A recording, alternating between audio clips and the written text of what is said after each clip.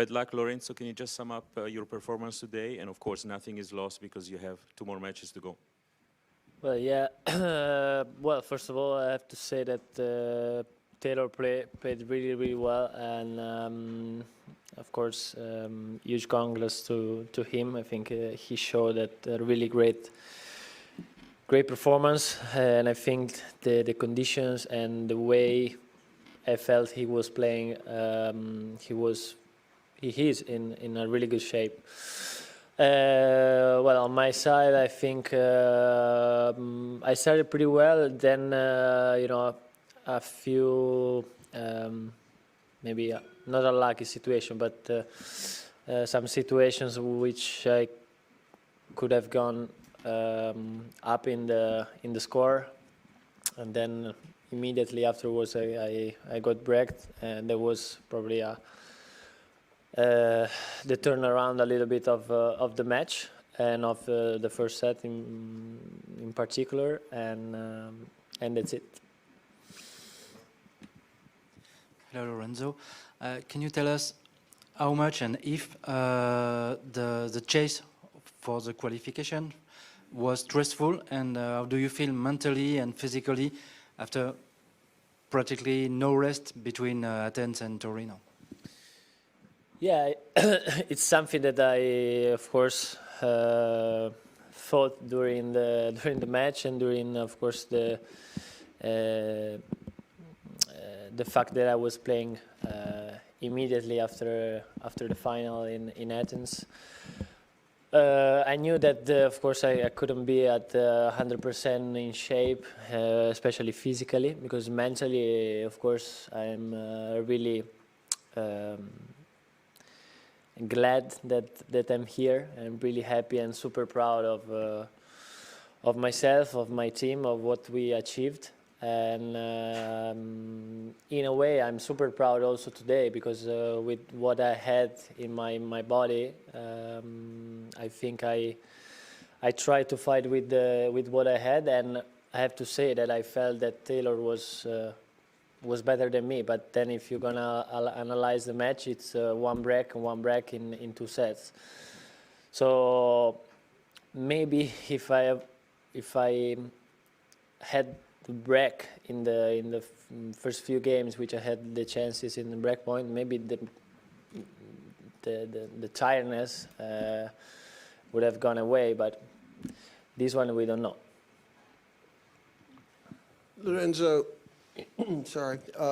How did it look like you were cramping at one time? You were hitting both legs. Was it a case of maybe stress cramps? And the next part is, tomorrow, day after tomorrow, you're playing Alex Demon. You've got a very good record on him, and so what are your thoughts with that one? Well, no, I was not cramping. I was, I mean, I never had the cramps today. Of course, I was feeling pretty heavy in the legs, pretty slow. Like, for example, when I was trying, to exit from the serve, I think was of course, Taylor was returning really well today, and he was giving me a lot of pressure on the rallies from the baseline. But yeah, I felt physically that I was a little bit slower in everything that I was doing. So in terms of reflexes also, in terms of feeling the ball, I was feeling the ball not really well. Of course, he was hitting really hard, and that gave me issues. But regarding the match of tomorrow night, I'm trying my best to recover, to try to analyze what I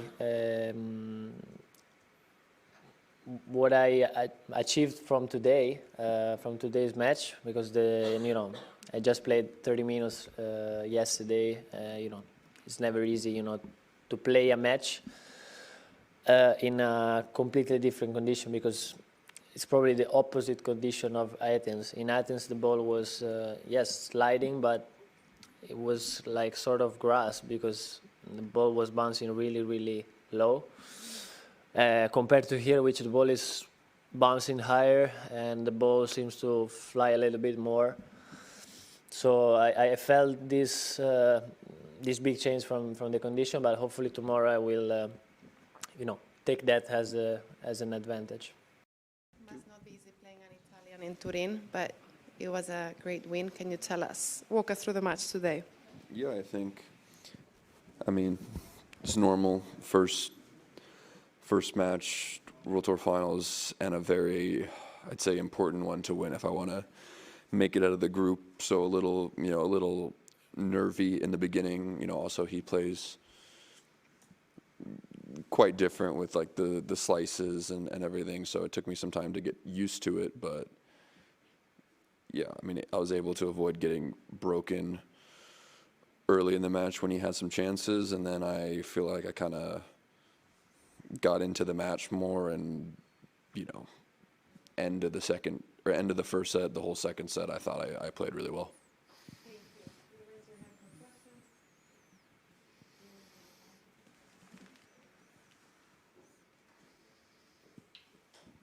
Hi, Taylor Simoneterno, Eurosport Italy. Congratulations, flawless performance, really. I was particularly impressed by your performance on the backhand. Is this something that you working on in these years? Because no, it's just like that. I think it's always been like that. I don't know. Oh, okay. I think my backhand's always been one of my best shots. So I think this week especially, I've felt, and I think part of it is just the court, the conditions. It's fast, so I have a lot of pace to work with on my backhand. I don't need to worry about doing so much of the generating. I can kind of use the speed. My in general, it's felt good, and changing line as well has felt good. But I think it's always been one of my best shots. Well done, congratulations. You had 12 break points, and you convert one in the first set and one in the second. The analysis of the match, from your point of view, is more depending on your good serve or in his return that sometimes is a little short or so? Because the percentage says that you made 63% winning points when you put the first serve in, 84%, while Musetti on the second serve only 40%. So that, I don't know if it depends more on the quality of your serve or in some problems that he has on returning. And what is your analysis? I think it's more probably the quality of the serve, because for me, I'm serving for like lines. I'm never serving to kind of put it in.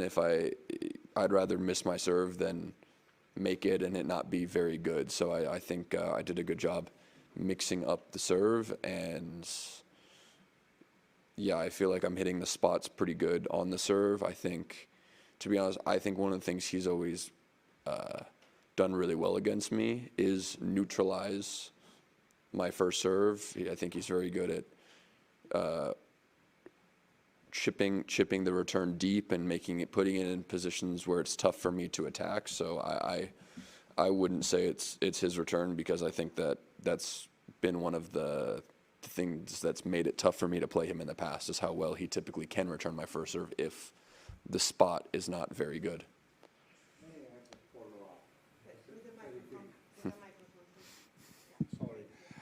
What is strange is that Musetti average serve was 166, while yours is 145. So you are serving average in the second serve. Second serve, though. Second serve, yes. Less strong than Musetti, but apparently you place better the serve.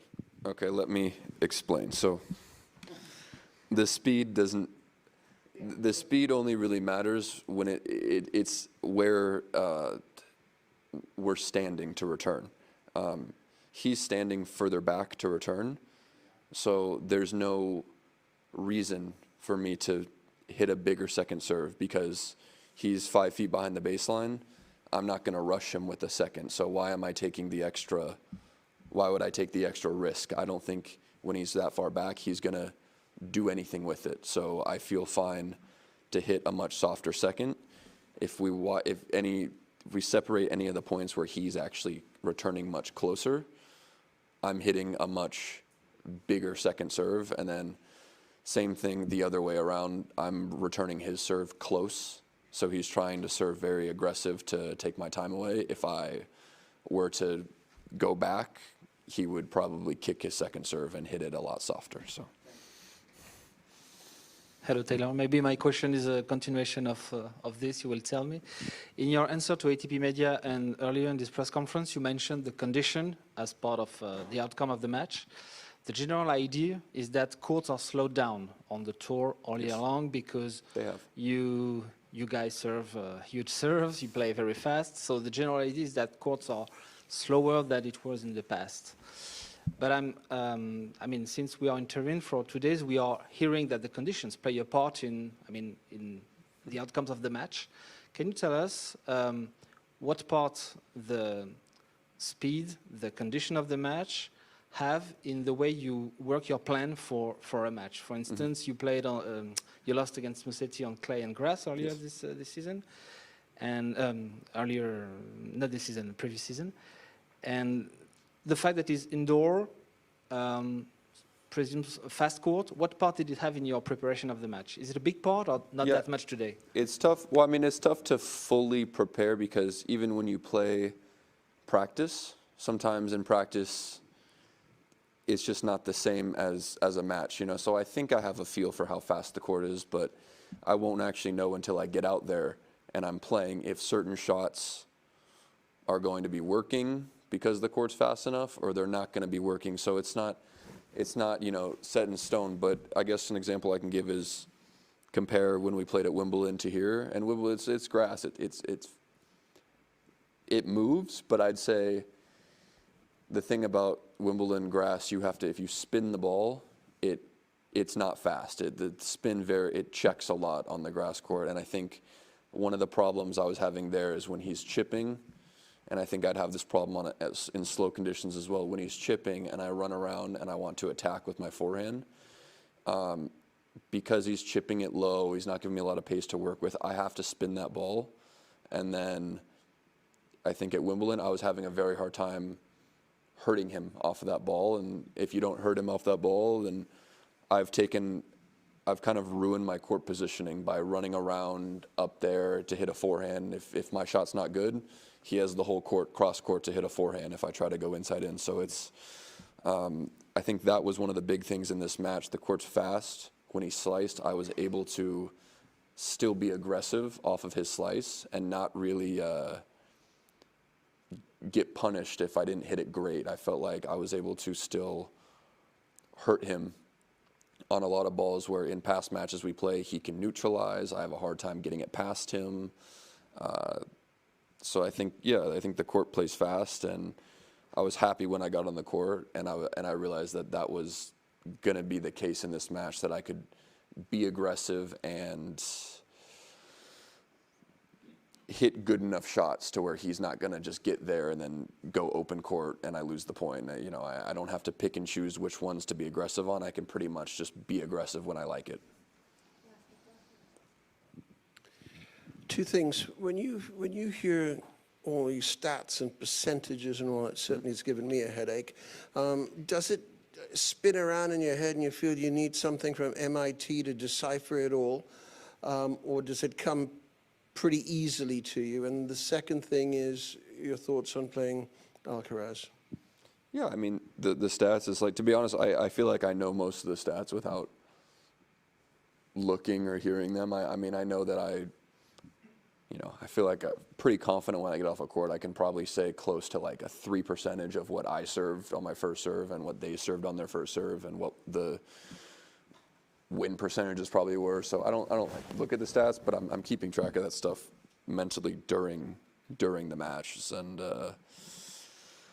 I think when it comes to playing Carlos, it's tough. I think the last couple times we've played, he's last two times, I guess, especially, he's played very, very well, and has played very aggressive against me. I think at Laver Cup, I was able to beat him to the punch a lot. I played extremely aggressive there, and I was able to take control of a lot of points. And I think that, you know, one of the adjustments he made from that match was to really stress not letting me do that. So he really tries to take the racket out of my hand, and he's been pretty successful doing that the last couple matches in Tokyo and in Saudi. So, you know, I'm gonna have to serve really well. If I do that, you know, no matter how the rest of the match is going, I can keep myself in the match. And, you know, I returned really well today, so I hope I can return aggressively, return well tomorrow, and yeah, play aggressive and try to beat him to the punch sometimes. Just before, Lorenzo told us that his legs were very heavy, obviously with the short turnaround from Athens coming here. Is that something you noticed throughout the game? And if so, at what point in the match did you start to realize that? I didn't necessarily notice that. I think what I felt like in the match was I felt like I could rush him quite effectively, and a lot of that I feel like is the fact that this is a fast court. He hasn't had really time to practice on it, get used to it. I know that as well. This morning he warmed up on the practice court, which is much slower than the match court, or than the center court. So I felt like